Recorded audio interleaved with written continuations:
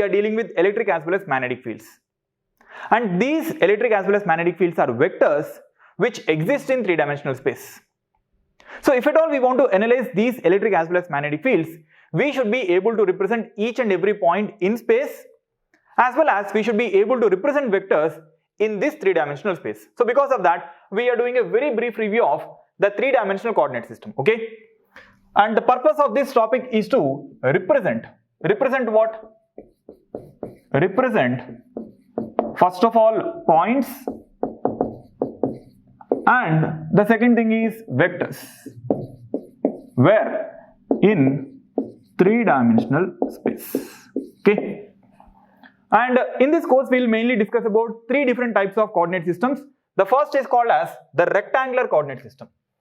So the first coordinate system we will discuss is the rectangular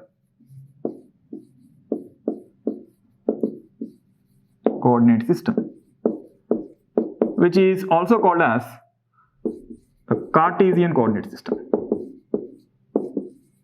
Okay. And the second coordinate system we will discuss is cylindrical coordinate system.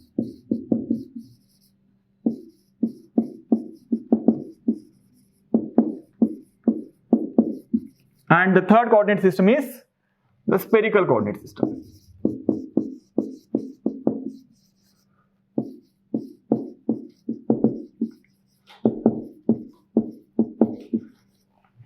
So at the end of this particular topic, you will be able to represent vectors as well as points in all the three coordinate systems. And whatever space we are taking is common. The same common space is being represented by means of the rectangular system, the cylindrical system as well as the spherical system. So if at all the same space is being represented by three different coordinate systems, why should we study three different coordinate systems? Why can't we represent that particular space by means of only one of these coordinate systems? Now here, the choice of a coordinate system to analyze a field pattern, that depends upon the shape of the field produced by the source, okay? So which coordinate system to prefer in order to analyze the field pattern, that depends upon the shape of the field. So the choice of what? The choice of the coordinate system. Now this depends upon what? This depends upon the shape of the field.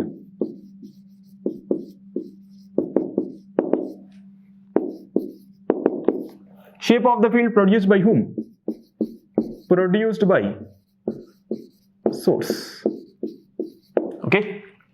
So source will decide what is the shape of the field, and that shape of the field will decide what is the preferred coordinate system to analyze that particular field. So the shape of the field will decide what is the choice of the coordinate system, okay? For example, let us say point sources. Let us say we are having point sources. So to represent, and what is the purpose of representation? Because only whenever you can represent it mathematically, you can analyze them also. So to represent and analyze field patterns, and whenever I say field patterns, I mean to say whether it is electric field pattern or magnetic field pattern or electromagnetic wave field pattern, okay? Field patterns produced by whom? Point sources. Point sources. So in that case, we prefer the spherical coordinate system, okay? So simply keep in mind whenever the name spherical coordinate system comes into your mind. So in that case, for sure, the name of point sources should pop up, because whenever we have a point source of electric field or magnetic field or electromagnetic field, in that case we prefer spherical coordinate system, okay? And what are the examples of point sources we have? One example can be taken as, now point charge. Let's say we are having a simple point charge, okay? Or let us say we are having a current carrying loop, okay? So we are having a current carrying loop.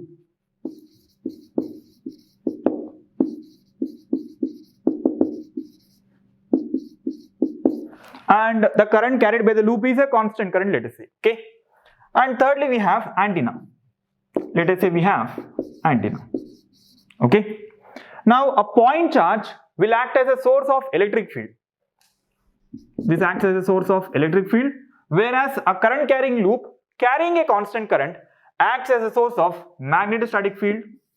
And whenever we have antenna, obviously the current supplied to that particular antenna is AC current. So because of that, now this antenna will act as a source of electromagnetic wave. So because of that, here we have both electric fields as well as magnetic fields. So because of that, we are having electromagnetic wave. So I can say that antenna acts as a point source of electromagnetic wave, and a current carrying loop carrying a constant current will act as a source of magnetostatic field, and a point charge will act as a source of the electrostatic field. So in order to analyze the field patterns produced by all these three sources, we prefer the spherical coordinate system. Okay. And next we have the cylindrical coordinate system. Whenever we have a line charge, here to represent as well as analyze the field patterns produced by the point sources. But if at all you are having a line source, so in that case we prefer the cylindrical coordinate system. So now the cylindrical coordinate system is used to first of all, as I told you, represent, because only if at all you can represent, you can analyze the field pattern. So to represent as well as analyze, okay, analyze the field patterns produced by whom? By line sources. Line sources. Now what are the common examples that you can think of for line sources now? Obviously a transmission line. Whenever you take a transmission line or any current carrying conductor carrying some constant current or time varying current, in that case they act as line sources. Okay. And some of the common examples for line sources is nothing but, the first is nothing but a line charge, a simple line charge carrying a constant value of charge, constant with respect to time, let us say. And let us take transmission lines or coaxial cables.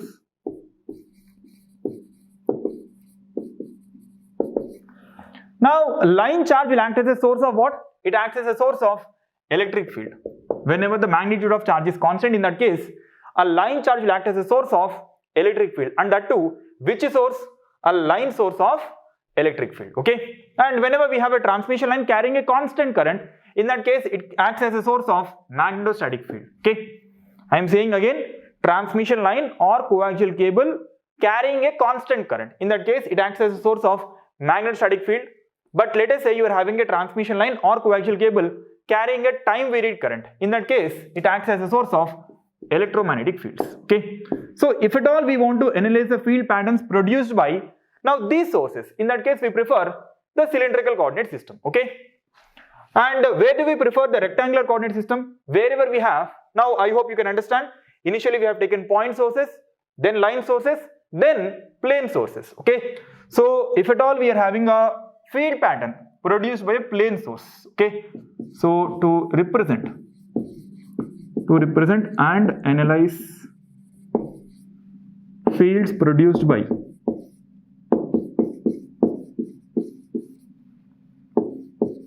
plane sources. Okay. Now one such example is what? Let us say we are having parallel plate capacitor. Let us say we have a parallel plate capacitor, or we are having a plane source of charge. Okay. And a couple of examples we can take are, now let us say we are having a plane source of charge, or simply a plane charge. Charge present on a sheet of plane. Okay. So in that case we prefer the rectangular coordinate system, and let us say we are having electromagnetic wave which is propagating only in one direction. Okay. And in that case again we prefer the rectangular coordinate system. We are having electromagnetic wave but propagating in only one direction. It may be x direction, y direction or z direction, doesn't matter. Now let us say we are having electromagnetic wave propagating in a particular direction. We know already the direction. So in that case again we prefer the rectangular coordinate system. Please understand here the reason why we are studying different coordinate systems. The reason being, now the choice of a coordinate system depends upon the shape of the field. Now you may ask me, sir, let us say I take one point charge and I want to analyze the field patterns produced by a point charge by means of rectangular coordinate system. Can we do it? Yes, we can definitely do it. But rather the complexity of analysis will become much tougher. So because of that, now if at all you want to reduce the complexity, we are supposed to prefer the suitable coordinate system to represent or analyze that particular field. So because of that we are studying all these particular coordinate systems. Okay. Now apart from representing the points as well as vectors, in three-dimensional space. In this particular topic, we will study a few more points. That is nothing but how to represent a differential length. How to represent a differential length vector, and how to represent a differential area, and how to represent a differential volume. As well as we will also discuss about what are the constant coordinate surfaces. What are the constant coordinate surfaces? Okay. Now, what is the reason why we are studying this particular topic now? That is nothing but why should we study the differential length, differential area as well as differential volume? The reason being, as I told you, first of all we will represent the vectors, and after that we have to analyze these vectors. And one of the analysis methods is nothing but integration. And whenever we are performing integration, we can perform a line integration or a surface integration or volume integration. So in that case, we have to take either a differential length or a differential area as well as differential volume. So again, in all these coordinate systems, we will see what is the differential length, what is the differential area, and what are the differential volumes. Okay. And after that, in order to understand the concept much better, we will discuss about what are the constant coordinate surfaces. Okay. As the name itself implies, whenever you keep one of the parameter constant, that is called as the constant coordinate surfaces. Okay. So this is what is the agenda for this particular chapter, and initially we will start with the rectangular coordinate system. Okay. So let us now discuss the first coordinate system, which is a rectangular coordinate system representing a three-dimensional space. Okay. But before that, what we will do is we will take a two-dimensional coordinate system, two-dimensional rectangular coordinate system. So whenever we have two dimensions, how many coordinate variables we have? We will have obviously two coordinate variables.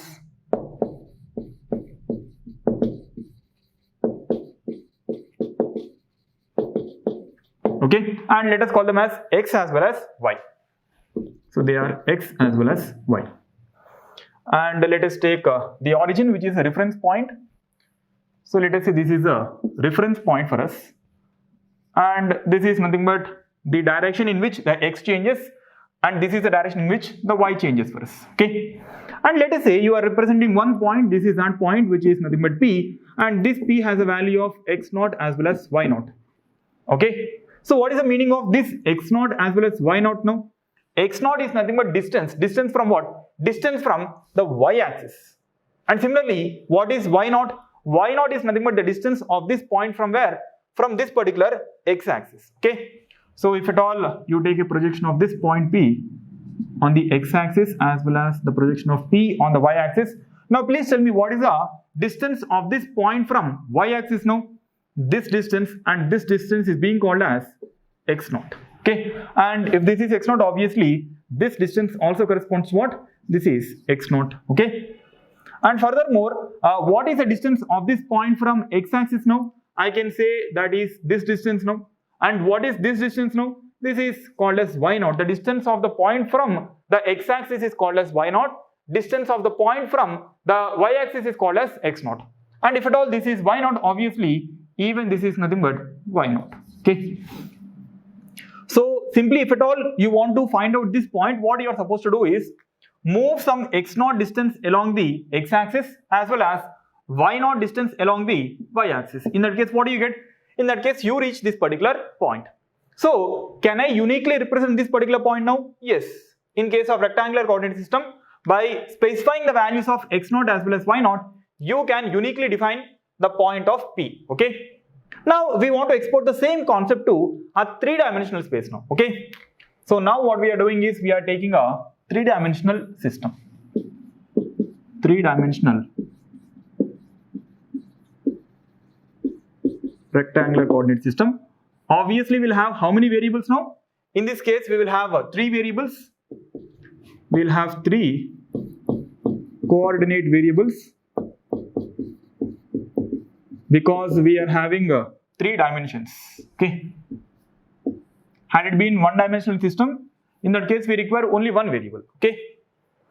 Now I'll take And just like in the previous case, we are taking coordinate axis. And in the previous case, we are having a two-dimensional system. So because of that, we have taken only two coordinate axes, namely x-axis as well as y-axis. But now we are having a three-dimensional system. So because of that, we are taking three axes now. One is called as, let us say, this is x-axis, and this is y-axis, and this is being called as z-axis. Okay. Please understand that the x-axis as well as y-axis, that is nothing but xy plane, is perpendicular to this board, whereas y-axis is along the direction of board, that too along the vertical direction. Okay. And here we have taken the axis in such a way that any two axes taken together, the angle between them is equal to 90 degrees. Okay. So that is y-axis as well as z-axis, they are perpendicular to each other. X-axis as well as y-axis are perpendicular to each other. And x-axis as well as z-axis, they are perpendicular to each other. Okay. So this is what we have. And whatever is the reference point we have taken, this reference point is called as obviously origin. So since any two coordinate axes taken together, they are perpendicular to each other, whatever coordinate system we have, this is called as the orthogonal coordinate system. So this is orthogonal coordinate system. And what is orthogonal coordinate system? The coordinate axes are perpendicular to each other. Here, the coordinate axis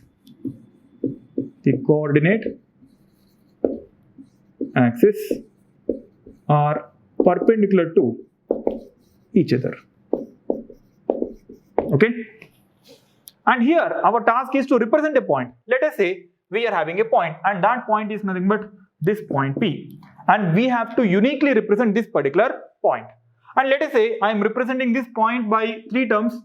One is called as x0, one is called as y0, and the third is called as z0. Our task is to find out the values of x0, y0 as well as z0. Okay. Now to understand how to measure the values of x0, y0 as well as z0, which are distances, we will have to take one reference, because if you look at the previous case, how did you find out the value of x0 now? X0 is nothing but distance of this point from where? From y-axis. So for x0, the reference line is nothing but y-axis. And for y0, what is y0 first of all? Y0 is nothing but distance of this point from where? From x-axis. That is nothing but this distance is nothing but a value of y0. So because of that, in the calculation of y0, the reference is nothing but x-axis. In the calculation of x0, the reference is nothing but y-axis. Okay. So here I can say that in order to calculate the value of x0, the reference is what now? Reference is y-axis. Why we are calling y-axis as reference for the calculation of x0 now? Because x0 is nothing but distance. Distance of what? Distance of point P from where? From obviously y-axis. Okay. As I told you, x0 as well as y0 are distances, and in order to measure any distance, you should have some reference. In the calculation of x0, the reference is nothing but y-axis. Similarly, what is y0 now? In case of y0, the reference is nothing but the x-axis. The reference is x-axis. Okay. And why we are calling x-axis as reference for y0 now? That is because now y0 is nothing but the distance from some reference line, and that reference line is nothing but distance of P from the x-axis. Okay. And similarly here also, what do we have? In the calculation of x0, y0 as well as z0, which are distances, we should be having some reference. Let us see what those references are. Okay. So for x0, the reference is nothing but yz plane. Okay. And for y0, the reference is nothing but the xz plane. And for z0, the reference is nothing but xy plane. What is the meaning of this reference now? If at all you want to measure the value of x0, x0 is nothing but the magnitude of the distance of this particular point P from the reference plane, which is nothing but yz plane. So because of that, what do I do is nothing but I take a projection of this point P on the xy plane. Okay, I am taking a projection of this point P on the xy plane, and let us say this is that projection which is P dash. Please note here, what is P dash? P dash is the projection of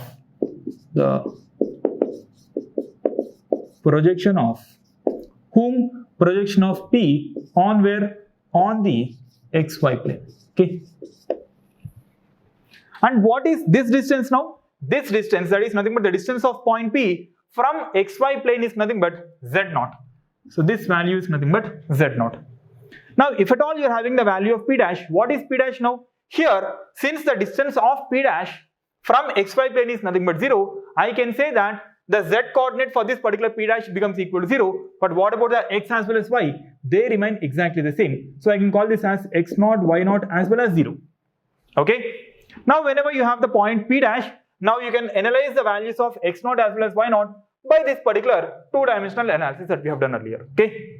So because of that, let us say I take the projection of P dash on both x-axis as well as y-axis now. And the first projection is nothing but this, and the second projection is nothing but this. Okay.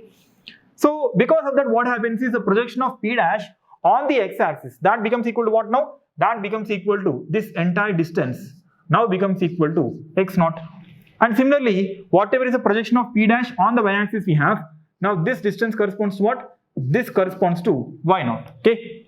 So if at all you want to reach the point P, what you have to do is, in the direction of x-axis, move a distance of x0, and in the direction of y-axis now, move a direction of y0, and again in the direction of z-axis, move a direction of z0. In that case, you reach your point P, and that too in the three-dimensional system. Okay. So after representing a point, the next task is to represent a vector in case of the Cartesian coordinate system. So now let us discuss about how to represent vectors in case of the Cartesian coordinate system. But for that, we are supposed to know the classification of vectors that we will use in this particular course. Okay. So let us now look at the classification of vectors. We know that vector obviously has what? Has a direction as well as magnitude. So any vector has a magnitude and direction. Okay. Now the first classification of vectors is nothing but the vector can be a constant vector. So this can be a constant vector. The second classification of vectors is nothing but a vector can be a space varying vector. So we can have space varying vectors.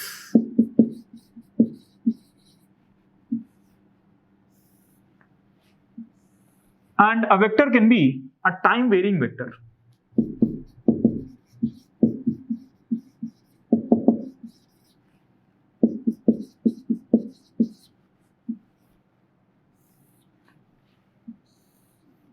And lastly, we can have vectors which can vary with respect to both space as well as time.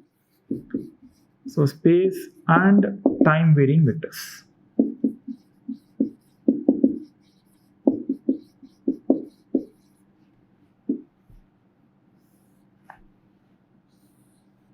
Okay. Now whenever you say constant vectors, what does it mean? The magnitude as well as direction, both are constant with respect to both space as well as time. So in case of constant vectors, obviously something is constant. What is constant? Both magnitude of vector as well as direction of vector, both are constant with respect to both space as well as time. So here the magnitude and direction of what? Of vectors is constant. And that too with respect to what? With respect to both space and time. Okay, so that is nothing but a constant vector. And what is a space varying vector now? Obviously, as the name implies, now this particular vector, either the magnitude or direction or both changes with respect to only space. But with respect to time, obviously they will be constant. Okay. So here what happens is both the magnitude or direction or both now changes or varies with respect to what? With respect to obviously the space parameter. That is, at various locations in space, either the magnitude of the vector changes or the direction of the vector changes or both will change. That is called as the space varying vectors. And in this space varying vectors, what happens to the magnitude as well as direction with respect to time now? They remain exactly constant. Here, the magnitude and direction of vectors remain constant with respect to what? With respect to time. Please note, for this you have to be at only one single location of space. At any particular location of space, what happens is the magnitude of vector as well as the direction of vector both remains constant with respect to what? With respect to time here. Okay. So please note one thing here: at any location in space, at any specific location.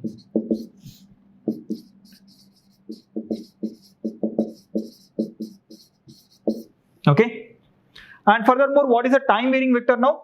Obviously a time varying vector. Now here the magnitude of the vector or the direction of vector or both changes with respect to what? Changes with respect to time here. Okay.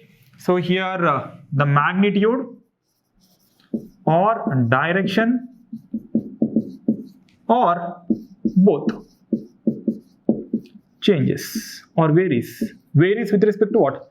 With respect to time. But remains constant with respect to what? But remains constant with respect to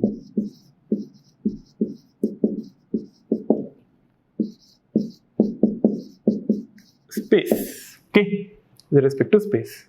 And what about the space as well as the time varying vectors? Now here obviously the magnitude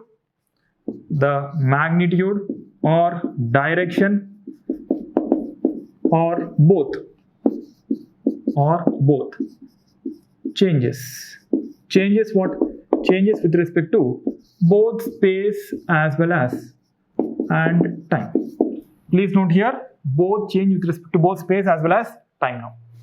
So whenever you are moving from the constant vector to the space and time varying vectors, in that case the complexity of representation as well as the complexity of analysis becomes much tougher. Okay.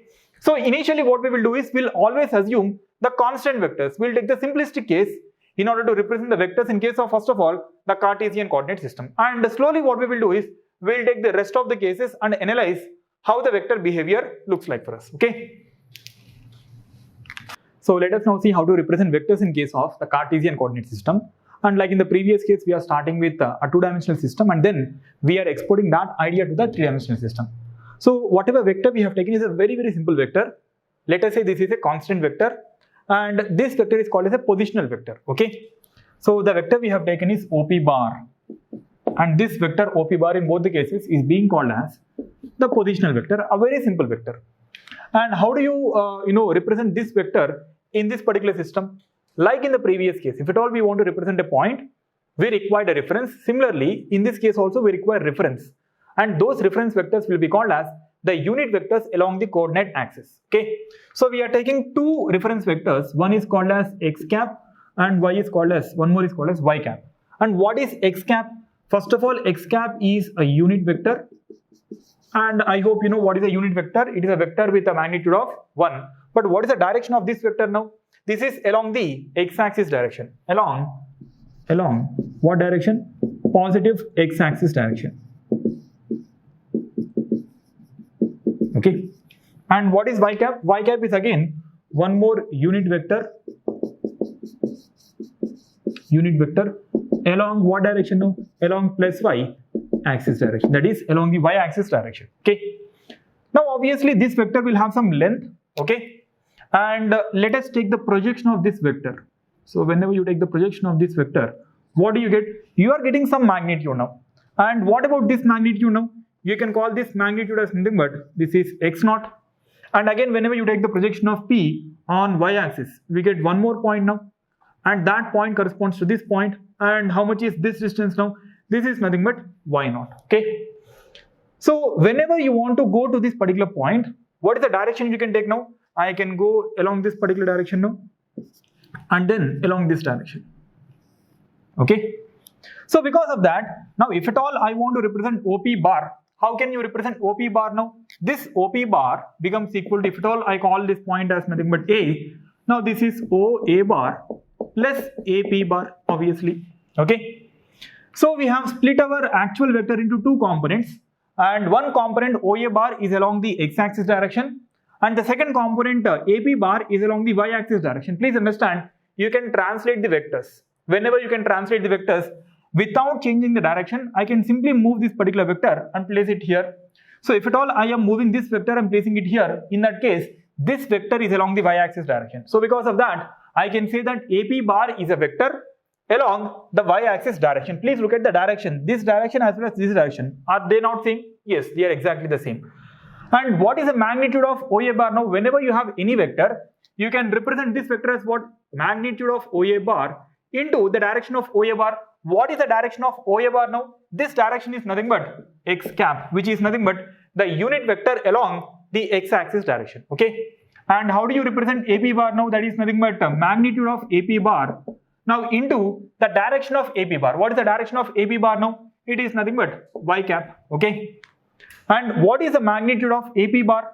The magnitude of AP bar is nothing but y naught. The magnitude of OA bar is nothing but x naught. So because of that, finally we can represent the vector OP bar as nothing but what? X naught x cap plus y naught y cap. So this is our representation of vector in case of the two-dimensional system. And let us say you have a positional vector which is nothing but OP bar, where the point P is nothing but x naught, this is y naught, and this is z naught. Now how can you represent this particular vector now? Just like in the previous case, we are taking three reference vectors now. One is x cap, one is y cap, and one more is z cap. All the three are what? All the three are unit vectors. And unit vectors have what magnitude? Magnitude of 1. So the main purpose of unit vectors is for representing the direction only. So unit vector along what direction? This is along the plus x direction. And what about y cap? Y cap is nothing but along plus y direction. And lastly we have z cap is along what direction? Plus z direction. Okay.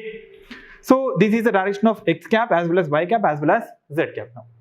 So whenever you have a point, now how do you represent this positional vector now? That is nothing but OP bar. Just like in the previous case, I can represent this as, this is nothing but x naught x cap plus y naught y cap plus z naught z cap.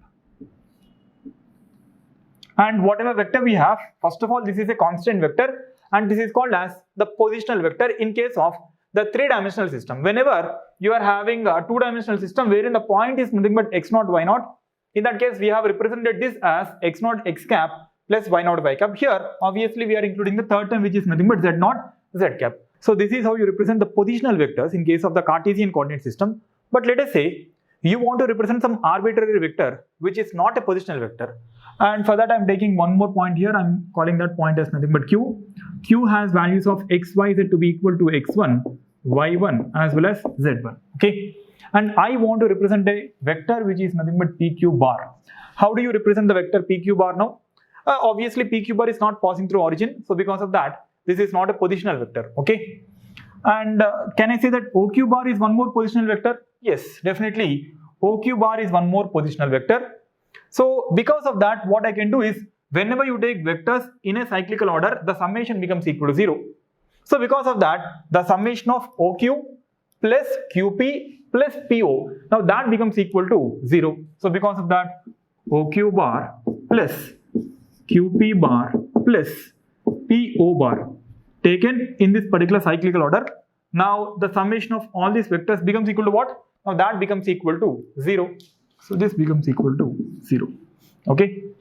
And how can you write a PO bar as? I can write it as minus OP bar. And furthermore, how can you write a QP bar as? I can write it as minus PQ bar. Okay. So because of that, OQ bar plus minus PQ bar plus minus OP bar, now this summation becomes equal to 0.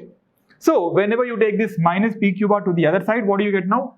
I can say PQ bar is equal to OQ bar minus OP bar. If at all you want to represent any arbitrary vector by using this particular relation, you can find out the arbitrary vector even by means of what? By means of the positional vector itself. Okay, because here if you notice, OQ as well as OP both are nothing but what? They are nothing but the positional vectors with respect to both P as well as Q points. Okay, and whenever you take the difference, in that case obviously you will get the expression for PQ bar. And can you tell me what is the expression of PQ bar now in the given case? In the given case, I can say that PQ bar is equal to what? Now OQ bar. How do you represent OQ bar now? I can write OQ bar as, like in the previous case, this is nothing but x1 x cap plus y1 y cap plus z1 z cap. Okay. So whenever you take the difference, obviously you have to take the difference of the corresponding directions only. Okay. So x1 minus x0 x cap will be the first term. So here we'll have x1 minus x0 in the direction of x cap plus, and what is the second one now? Y1 minus y0. The second one is y1 minus y0 in the direction of y direction, and lastly z1 minus z0 into z cap in the direction of z cap. Now the magnitude of PQ bar is nothing but this value. Okay. So this is how you represent any arbitrary vector, even though it is not a positional vector. Okay.